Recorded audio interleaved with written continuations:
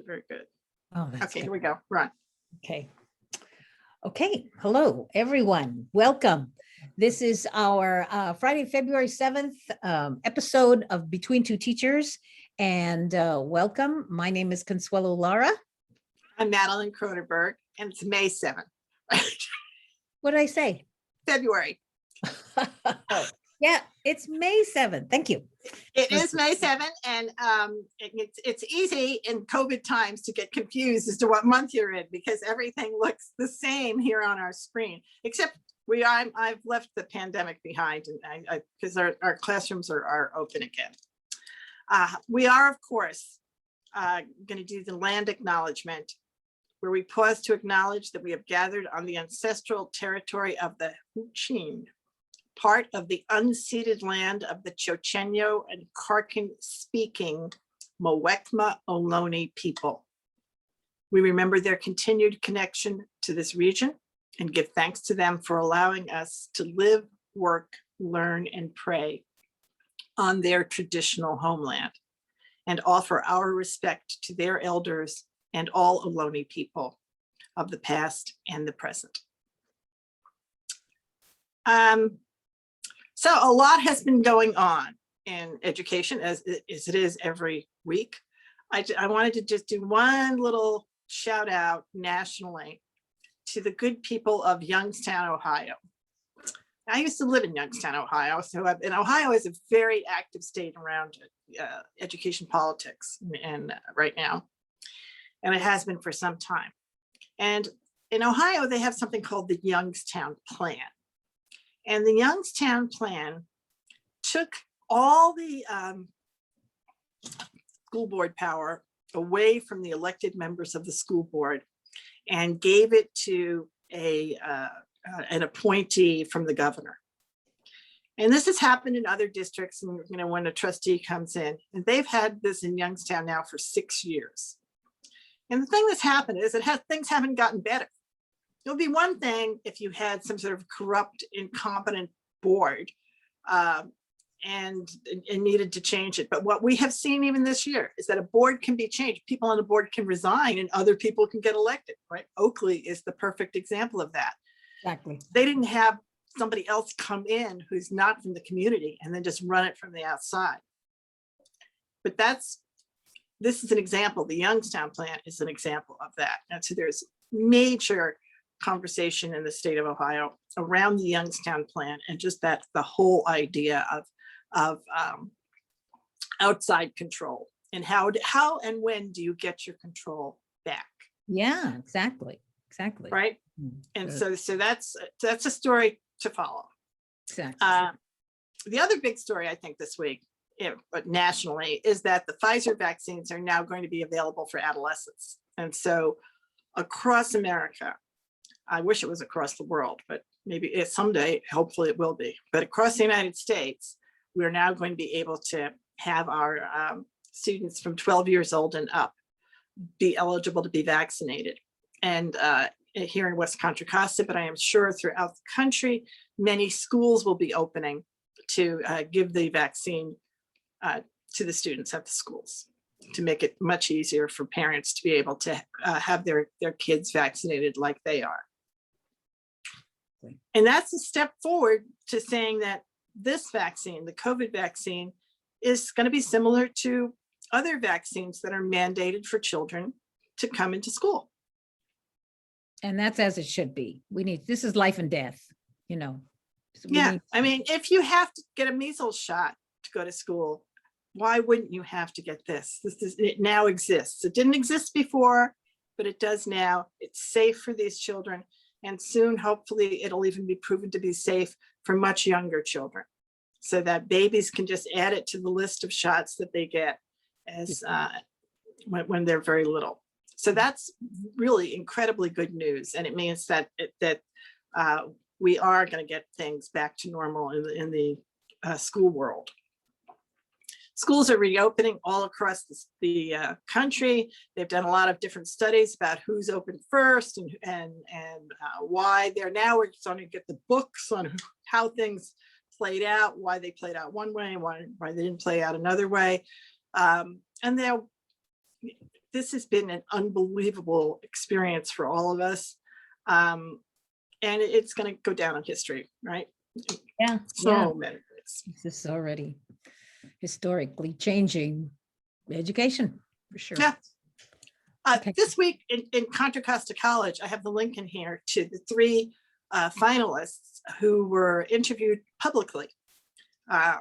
And it was online. There was a Zoom call, and then the Zoom was posted online for people to look at and to be able then to give their input to the chancellor, who's going to make the decision. Okay. So we should know next week what he decides. But I think just even watching them gives you a look into what's going on in the world of community college and the importance of CTE, the importance of community services and community supports for community college students. There has been a huge drop off nationwide in community college students. And that's, I think, why the president, I mean, obviously our first lady is a community college teacher. Yes. And we need to keep pushing forward the need to have free community college and support like childcare at community college. Yes. Community college students have children. Yes. Yes. Because many of them are working people. Yeah. And they need that as well. And wasn't there also a discussion about having community colleges provide BAs? You could get a BA. That's other discussions. So there's a lot of potential there from the community college that we could take advantage of. That could be used. There is, and anyway, I think it's if anybody who has time, listen to the 3 stories, because there is Dr. Bell, who is there as the interim. He was interviewed, and he spoke of his experiences as interim and his past experiences. Another one of the applicants was is now working in Minneapolis, and talked about the whole all the issues around George Floyd and how that impacted how they're teaching and how the community is responding to what's happening in Minneapolis. Wow. And so she was one of the applicants. And then the other applicant is from Alameda Community College. And she also talked a lot about what types of programs they have there. And they're all different, and they're different energy levels. And I'm sure the chancellor is also very new. He's been there less than a year. Yeah, exactly. Yeah. Right. That's interesting. We'll keep. So there's been a lot of turnover. One of the questions had to do with turnover and instability at the top, because there has been a lot of turnover at the community college. But what is clear to me, there's probably a lot of turnover at many community colleges. Yeah. But it's something we all need to look at. The other community colleges that's struggling is San Francisco. That's a whole other one. City College in San Francisco is going through a big overhaul. And it needs, there are all sorts of discussions about whether or not they're going to get any more additional funding and how they're going to reinvent themselves. So that's that. Okay. We're still going ahead with all of the families now, all of the lawsuits and a lot of the other things that had happened really are moot now, because we are back, or we're right at the end of being back, and school is going to start in September. All of those issues that had been so difficult have quieted down. Yeah. They really have quieted down. Yeah. And for West Contra Costa, the big issue has been they were talking about what the process is going to be when they come back, and also introducing the other big thing is Mr. Duffy has essentially one more meeting. Yes. And then Dr. Hurst will begin his tenure with the district, and he'll start running the meetings and become familiar with the public. Yeah. Yeah. And at the county, now the county has been quiet this week, pretty much, right? Yeah. Yeah. Things are closing down.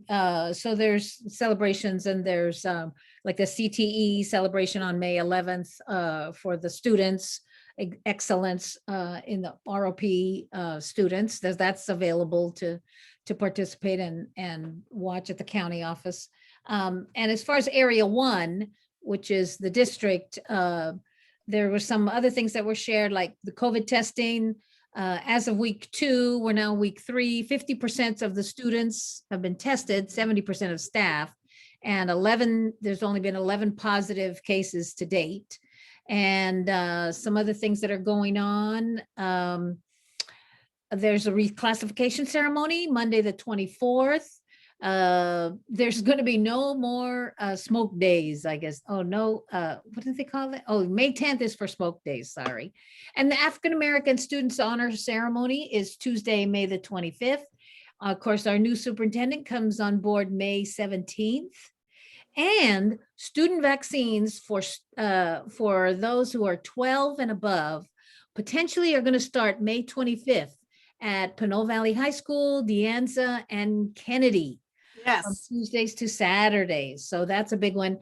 And there's going to be a retirement event Thursday, June the 3rd. That'll be by Zoom. That'll be by Zoom. So those are kind of things that are going on in Area 1. So, yep. Well, and another thing that happened, I mean, there are a lot of updates now. People are coming and going. I read this morning that Dublin has their new superintendent. They chose Mr. Funk from East Side. And then there are those, so Mr. Funk is coming to Dublin, and Mr. Hetrick, who you got to know in Oakley, is going. Yes. He's announced that he's leaving. He's moving on. Yeah. He is moving on. Mhm. The other things that I just for us, we have some action, our regular action alerts. The California Teachers, you can check in with the California Teachers Association, the National Education Association, the California Federation of Teachers, all of our teacher associations, as well as the Public Network for Education, the Journey for Justice Alliance, both of which are about social justice issues in education, Create California, the Poor People's Campaign, and finally Fair Test. These are all organizations that support what our children need in order to have a fair and competent education. And part of this, to this point, we are co-sponsoring an event on Sunday, May 16th at 10 a.m. Another, it's going to be on Zoom, and it's regarding testing. Right. Yeah. It looks at testing and how historically what it's been used for, where it comes from, and then also what it's been used for and how it has been very detrimental to our children of color, our poor children. And we're talking about standardized high test, not COVID testing. No. This is standardized high testing, the standardized tests that are used to tell people what their IQ is, to track children, to sort children, and to perpetuate all of the racist consequences of redlining and all of the other decisions that had been made, which were completely based on bias. That these tests do nothing to undo, but simply perpetuate. Yeah. And it's so saturated into educators' minds. I don't remember how many times I was told, well, we can't put them here, or we can't take them out of this program because of this number on this test. There's nothing we can do, Miss Laura. We know that they need this, or that we know that they should be in this, but this number says they're not qualified to it. That's it. If you're doing that, then this is one of those tests that is preventing kids from getting the services they need and preventing them from going into programs that they deserve to be in. So that's what we're looking. We don't need them, right? And this year, not for the reasons that have to do with social justice, but this year, because of COVID, we agreed because it was so inconvenient to abandon them. Yep. Right. And it turns out when you look into this, there are organizations, there are communities, and certainly private schools who long ago abandoned them. because they suck up time where you're spending time teaching children to memorize answers just because somebody's going to put it on the test. And you never get the opportunity to teach your children the critical thinking strategies that they really are in school to learn. Yes, exactly. So this forum, we're really pleased with the people that we have on the panel. Nice wide range of information, experiences, and I'm just really proud. And our moderator, it's just going to be a really excellent thing. We're gonna record it, make sure that people can be able to see it, even if you can't be there on Sunday the 16th. But this is a serious issue that every district has to take on, every school and parents. It really is. And what we're going to be talking about is we'll frame the issue and talk about the history, the unquestionable history about where this comes from and why they are something that when you look at saying you're an anti-racist, you have to look at where you stand then on continuing these tests. So that's number one. And we're going to be talking about how parents can opt out of the test, things you can do, what NEA and CTA have programs, and there's the opt-out program, and then there's the cancel the test program. The cancel the test program is a first step. It's got to do with this year, the COVID year, but the truth is we need to expand it. And we don't need the test at all. You should prove why we should do the test. If there is no proof that you should opt into the test and make people prove that they perform a function. There's a reason that they've been left, that so many of the universities are now moving past these tests. And it's because they know they don't tell you anything, right? Except they perpetuate the redlining that has been there forever. Absolutely. Right? When people say you're by your zip code, they mean where you got redlined. Yes, that's it. What that is. That's the code. I mean, let us not kid ourselves. And then when they're saying that, they're saying it was driven by zip code. It was driven by redlining, and redlining is unquestionably one of the most racist programs that we've had in this country ever. Yeah. And we're also going to talk about adult education, another part of our education that we overlook over and over again, where there's a bill now in Congress that we are going to ask everybody to support. It's actually one of the few bipartisan bills. It's sponsored by a Republican and a Democrat who both realize that our adult education community needs more money. And they also needs not to be driven by test scores. So we will be talking about that. And our presenters include 3 elected officials, Mr. Hutchinson, who's a director in Oakland Unified, Ms. Smith-Folds, who's a trustee with West Contra Costa, Mr. Gonzalez-Hoy, who's a trustee with West Contra Costa, and an adult ed leader, Kristen Persley, who is with West Contra Costa. And our moderator will be Will McGee, who's the Office of African American Student Success Director in West Contra Costa. Excellent. So we're very excited.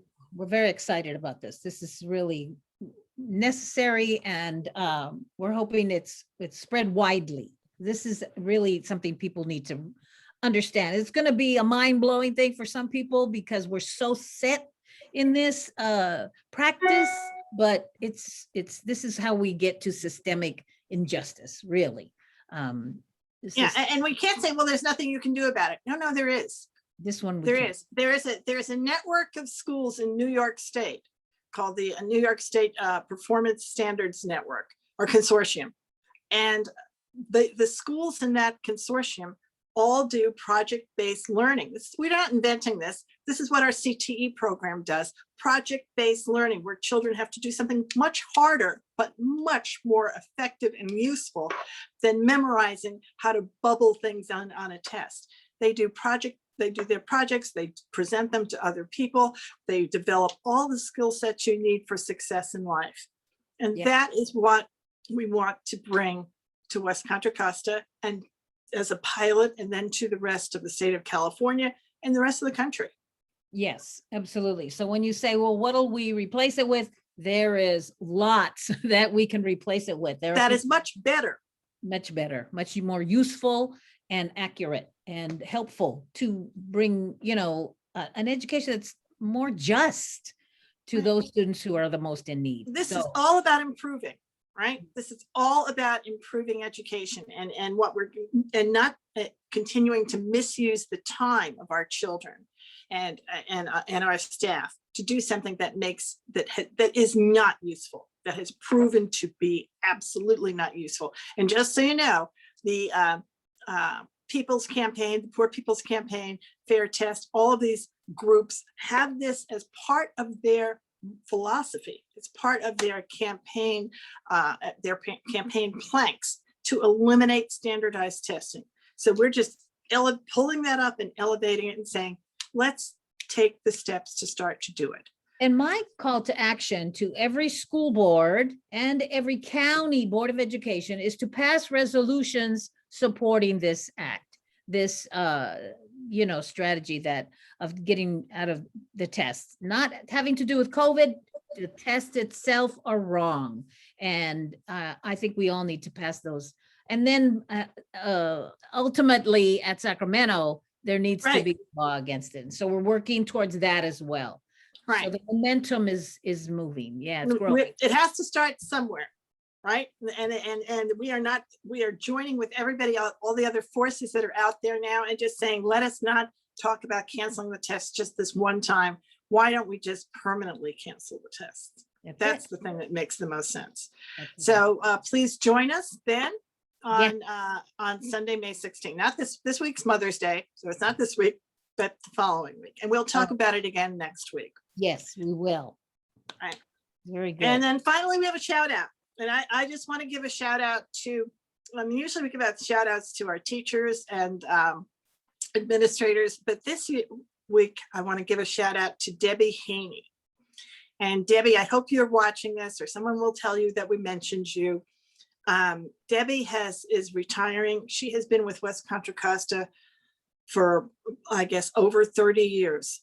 She's been here through all of the challenging times. She was here during the Walter Marks years, during the beginning of the Walter Marks years, an infamous superintendent who was the superintendent when the district went into bankruptcy, and the district invented bankruptcy in the state of California because the bill that everybody talks about now with trustees in California came out of that situation.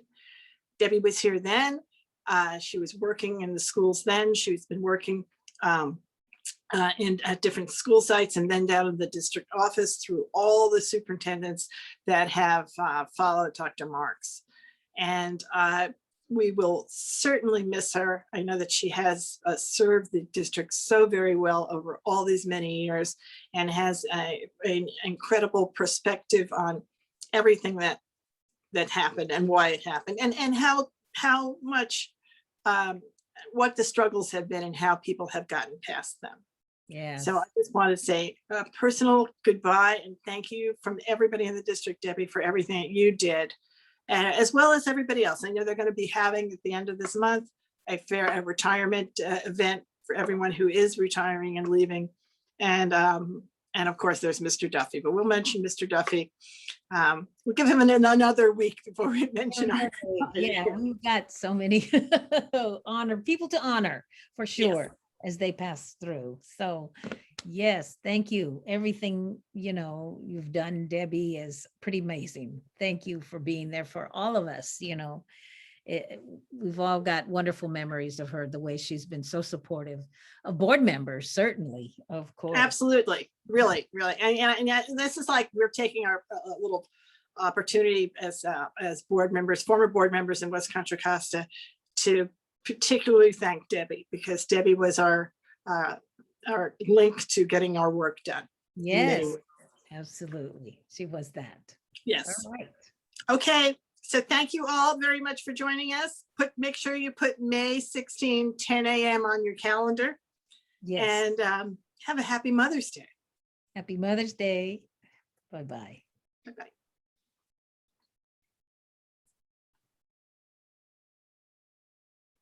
Oh, I didn't mean to do that. Let me do it this way.